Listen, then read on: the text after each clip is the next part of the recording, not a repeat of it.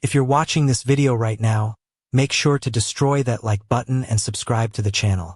The stories I'm about to share come from real long-haul truckers who reached out to me directly.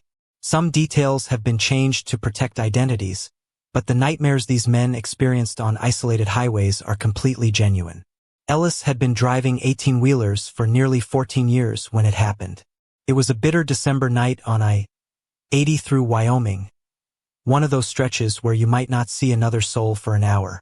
His rig's headlights carved through darkness so complete it felt like driving through emptiness itself. Around 3:40 a.m., Ellis noticed headlights in his side mirror. Nothing unusual about another driver, but something about this particular vehicle made Ellis straighten in his seat.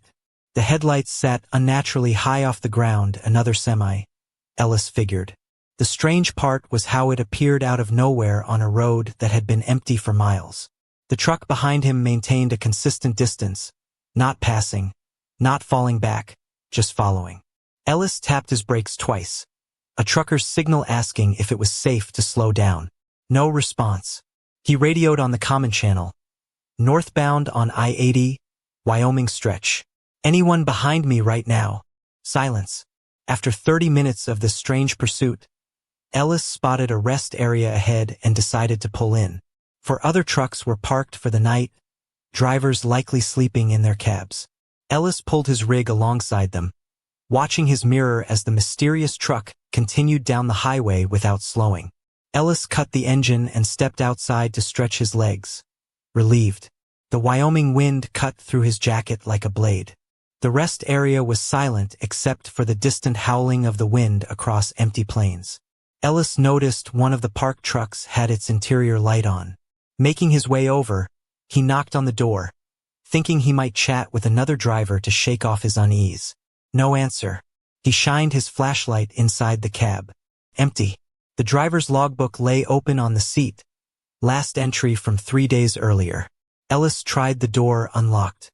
Inside, everything seemed normal except for a smartphone wedged between the seats. Ellis picked it up, thinking he might find emergency contacts. The phone screen was open to the camera roll. The most recent photo had been taken just 42 minutes earlier. Ellis tapped it.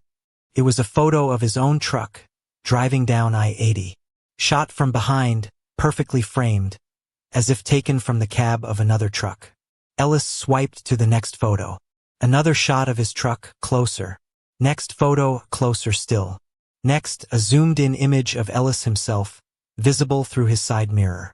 The final photo made Ellis drop the phone. It showed the back of his own head, taken from inside his cab. Ellis ran back to his truck, hands trembling so badly he could barely get the key in the ignition. As he climbed into the driver's seat, he noticed something on the passenger seat that hadn't been there before, a dirty, worn trucker cap. Not his. The CB radio crackled to life with a burst of static. Then a voice so distorted he could barely make it out. Thanks for the ride, Ellis. I'll drive next time. Ellis floored it out of that rest area and drove straight to the nearest police station. The truck with the logbook was reported stolen 3 days earlier. Its driver has never been found. Every time Ellis drives I-80 now, he keeps his doors locked and never, ever stops at that rest area. Hey, if you're digging these stories, smash that like button right now and subscribe for weekly uploads of the creepiest true stories online. Kevin had been hauling refrigerated goods across the Southwest for nearly a decade. His regular route took him through stretches of Arizona desert so remote that his dispatcher joked about needing a satellite phone to reach civilization. One scorching July night around 10 p.m., Kevin encountered an unexpected detour on Highway 95. Road construction signs redirected traffic onto a narrow county road he'd never taken before. Kevin checked his GPS, which showed the detour would add about 40 minutes to his journey. The county road was poorly maintained, with faded lines and crumbling shoulders. Kevin's headlights provided the only illumination for miles, revealing nothing but scrubland and distant mesas under a moonless sky. About 20 minutes into the detour, Kevin noticed something odd. Not a single other vehicle had passed in either direction. Strange for what was supposedly the main detour route from a major highway. His radio picked up nothing but static, which was unusual even for remote areas.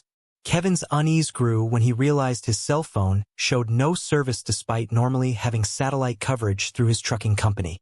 Soon, the road began to narrow further. Signs for the detour vanished. Kevin was considering turning around when his headlights illuminated a figure standing directly in the road ahead. Kevin slammed on his brakes, the truck skidding to a stop just feet from a rail-thin man wearing filthy overalls. The man didn't flinch at the massive vehicle bearing down on him. Instead, he smiled too widely, showing blackened teeth in a gaunt face. Kevin lowered his window just enough to call out, "You all right? Need help?" The man's voice came back unnaturally loud in the desert stillness. "Radiator trouble up ahead. Whole convoy stopped. Could use an extra set of hands." Kevin squinted into the darkness beyond the man but saw no vehicles, no lights. "What convoy?" Kevin asked. The man's expression never changed, that too-wide smile fixed in place. "Just over the ridge. Follow me." Every instinct in Kevin's body screamed danger. He noticed now that the man's overalls were stained with what looked like oil, or something darker. "I'll call someone for you when I get signal," Kevin said, already raising his window. The man slapped his palm against the door. "Won't get signal out here. Hasn't been signal since 1997. As Kevin started to pull away, his headlights swept across the roadside, revealing 5 more figures emerging from the darkness, all wearing similar overalls, all with the same unnatural grin. One of them was dragging something heavy. Kevin floored the accelerator, the truck roaring past the man in the road. In his side mirror, Kevin saw all 6 figures standing in the middle of the highway, watching his truck retreat. They didn't move, didn't try to pursue, just stood there.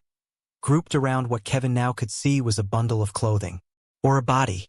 10 miles later, Kevin reached the actual construction site. Workers in legitimate uniforms confirmed there was no official detour. Highway Patrol found no signs at the turnoff Kevin described, just an abandoned county road that local officers said had been closed for years due to structural concerns. When asked how he ended up there, Kevin described the detour signs. The Highway Patrol officer went pale. "That's the 3rd report we've had this month. Same description, same men."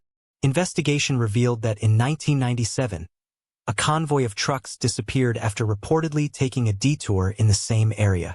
The drivers were never found. Don't forget to crush that like button and subscribe right now for more true horror stories that will keep you up at night. Marcus specialized in long-distance refrigerated transport, reefer loads, as truckers call them. The job paid well, especially for rush deliveries.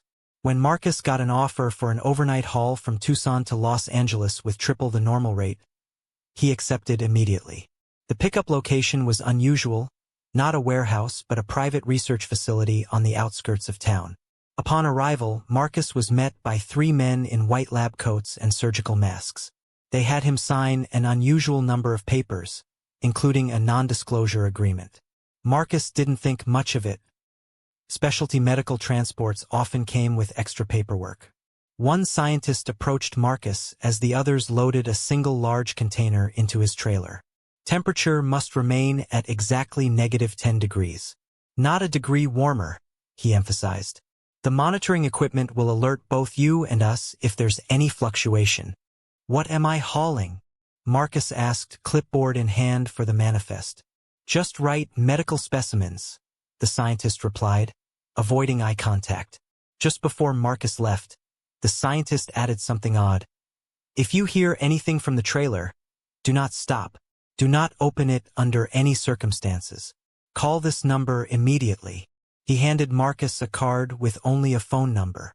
2 hours into the drive, crossing the emptiest stretch of desert between Arizona and California, Marcus noticed the temperature gauge for the refrigerated unit beginning to rise.